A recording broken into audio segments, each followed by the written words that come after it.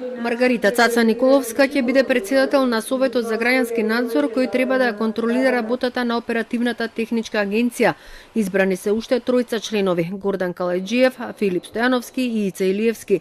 На огласот биле пријавени 8 кандидати. Еден не ги исполнувал условите, а се избираат 7 членови. Мнозинството членови на Комисијата за избори и именувања избран само 4 кандидати. За останатите тројца ќе се распише нов оглас. БЕСА побара да се поништи целиот оглас и да се распише нов, затоа што не бил пријавен ниту еден албанец.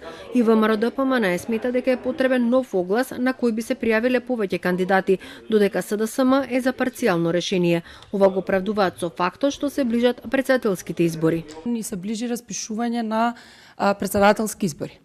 И сега тука може да има сериозен проблем во делот дали ние воопшто можеме да навлегуваме во оваков избор.